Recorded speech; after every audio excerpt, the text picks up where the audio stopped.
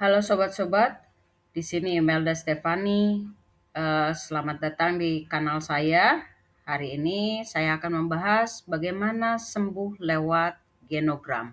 Selamat menyaksikan. Mungkin istilah ini asing, tetapi sebenarnya berkaitan dengan genetik. Genogram adalah ilmu yang mempelajari struktur pola yang diturunkan atau diwariskan ke keturunannya, baik yang positif maupun negatif, secara sadar maupun tidak sadar. Seperti misalnya bentuk fisik, bagian-bagian tubuh kita yang mana yang mirip orang tua kita, keluarga kita, kakek nenek kita. Lalu harta benda, misalnya kita punya selera yang sama terhadap bentuk rumah atau kendaraan, lalu perabotan rumah tangga dan lain sebagainya. Begitu pula dengan cerita, apa yang dilakukan atau pengalaman-pengalaman apa yang mereka pernah ceritakan kepada kita. Juga budaya, dari budaya manakah kita dididik atau dibiasakan di dalam rumah. Termasuk ilmu pengetahuan, apakah orang tua kita suka membaca buku fiksi, non-fiksi, bagaimana mereka mempunyai pengalaman dan pengetahuan menjadi lebih luas. Terus juga secara mental, bagaimana sifat-sifat mereka, karakter mereka, kepribadian mereka yang diturunkan sama kita. Juga secara spiritual, biasanya kepercayaan dan keyakinan kita itu memang dibentuk ketika kita dari lahir sudah dibentuk sama orang tua. Tetapi ketiga hal ini sebenarnya bisa kita ubah bila kita tahu landasan dan kita tahu apa yang positif dan negatif. Bagaimana kita berubah, berevolusi. Sayangnya, sifat-sifat genetik berbahaya juga seringkali diturunkan. Nah, kita harus menyadari itu.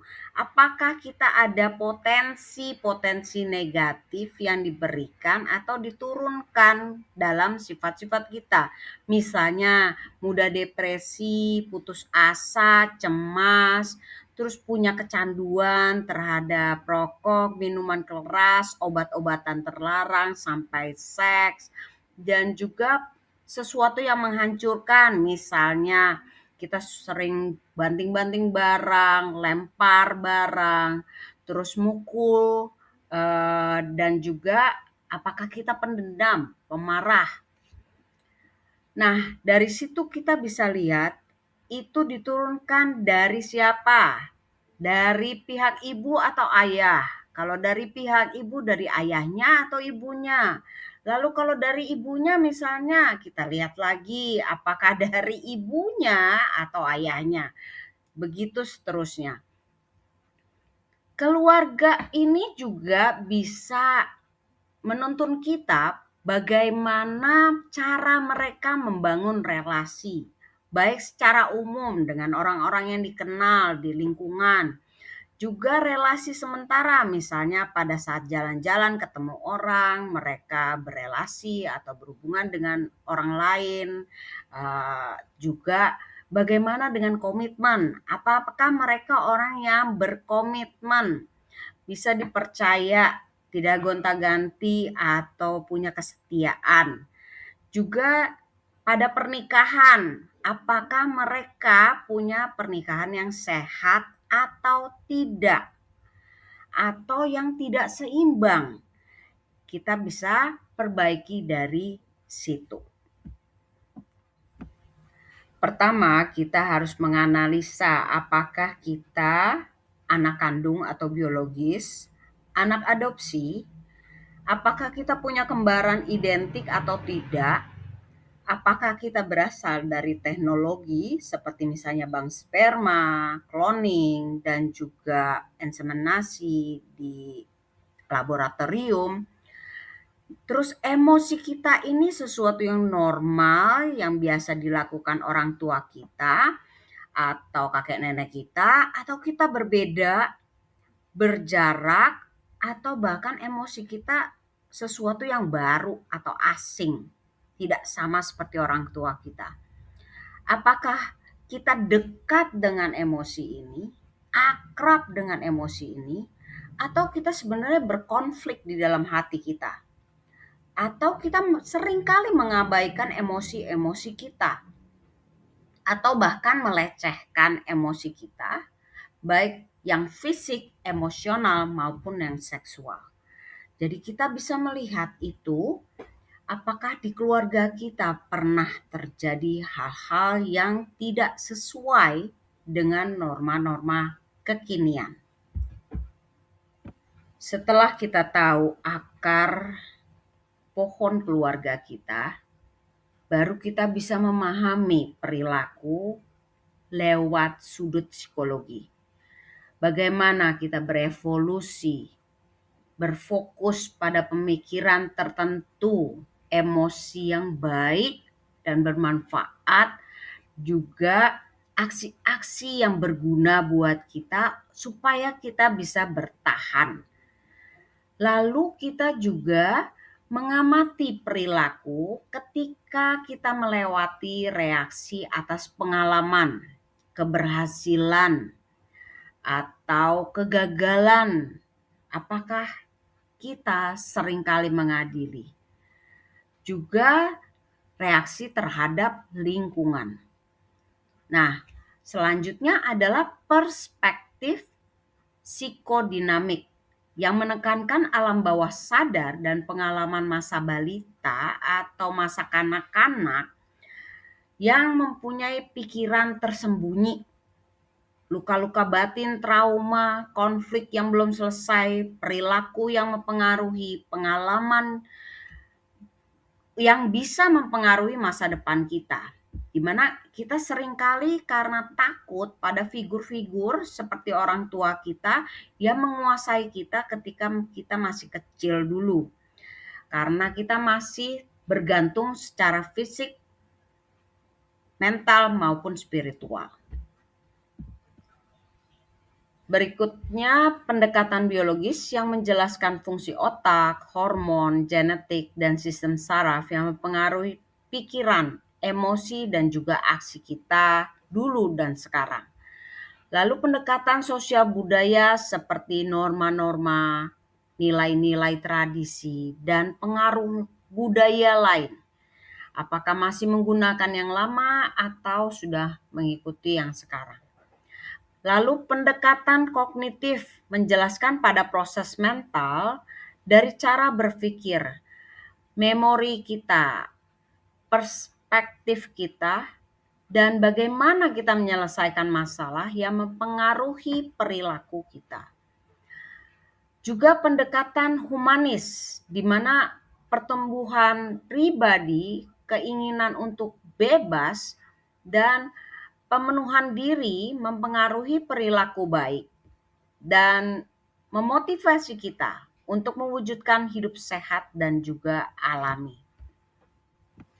Menurut Thomas Erikson dalam bukunya Surrounded by Idiots, ada 4 jenis perilaku manusia. Berdasarkan warna ada 4, merah, kuning, hijau, dan biru. Merah sebagaimana tokoh-tokoh heroik itu seringkali digunakan karena sifatnya dominan. Mereka cepat bereaksi, agresif, tidak sabar, terlalu mengontrol, independen, ambisius, punya keinginan kuat, terlalu berhati-hati dalam relasi, beraksi langsung atau spontan. Mereka juga orang yang mudah menyelesaikan masalah, berorientasi pada hasil, mempunyai disiplin waktu, juga termasuk performance mereka, tampilan mereka.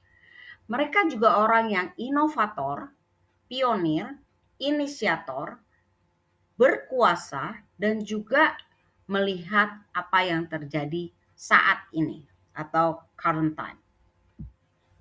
Selanjutnya kuning atau si inspirator. Karena ingin terlibat, antusias, suka bicara, persuasif, gampang bersosialisasi, sensitif, suka perhatian, bersahabat, ekspresif, sangat adaptatif, fleksibel, terbuka, komunikatif, spontan, semangat, kreatif, tidak suka rutinitas, optimis, melihat masa depan. Berikutnya adalah hijau. Hijau ini disebut juga dengan si stabil. Sama seperti warna hijau, hijau ini alami dan suka sesuatu yang natural. Sehingga dia terkesan santai, tenang, sabar, bisa mengontrol diri, tapi juga tangguh dan gigih, setia dan bisa diandalkan, perhatian, bijaksana, suportif.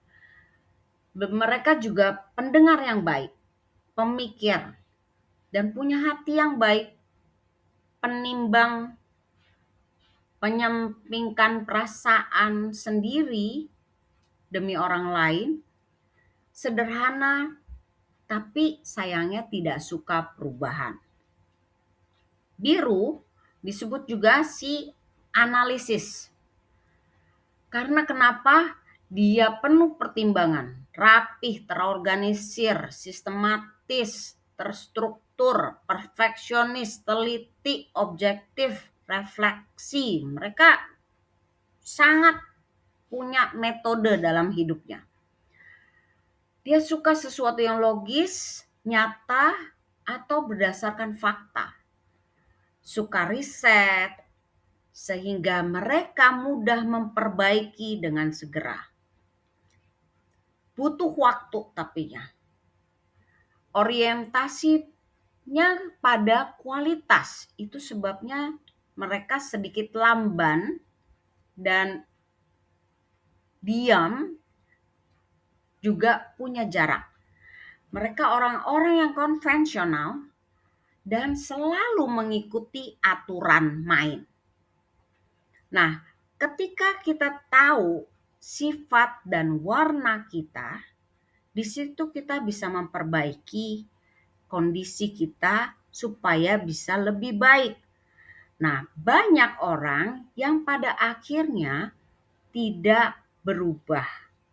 Nah, disinilah yang sebenarnya membuat mereka stuck atau tidak mampu memotivasi diri untuk berkembang dan bertumbuh. Orang-orang ini kebanyakan suka dengan yang namanya hidup di zona nyaman. Dalam budaya Jawa, kita mengenal genogram lewat bibit, bebet, bobot, di mana bibit adalah asal-usul keturunan keluarga, bebet adalah kemapanan ekonomi dan status sosial, bobot adalah kualitas diri atau kepribadian. Nah, bagaimana bila itu sudah terjadi? Bagaimana mematahkan pola keturunan yang tidak sehat? Pertama adalah sadari bahwa kita diciptakan berbeda atau secara individu, bukan copy paste atau salinan. Ketahuannya dari retina mata dan sidik jari kita yang berbeda satu sama lain, tidak ada yang sama di muka bumi ini. Sadari untuk berubah saat identifikasi pola berulang yang membahayakan diri kita dan orang sekitar kita. Ketiga, beri waktu untuk berduka tanpa perlu menyalahkan siapapun dari masa lalu yang memberikan imprint pada kita. Keempat, jangan bertahan atau terjebak pada pola yang menyakitkan. Pilih pola yang sehat. Kelima, bertahan hanya membuatmu terjebak bersama pribadi yang menyakitimu di masa lalu. Jadi keluarlah, meskipun itu nyaman sekalipun. Terakhir, ini hidupmu.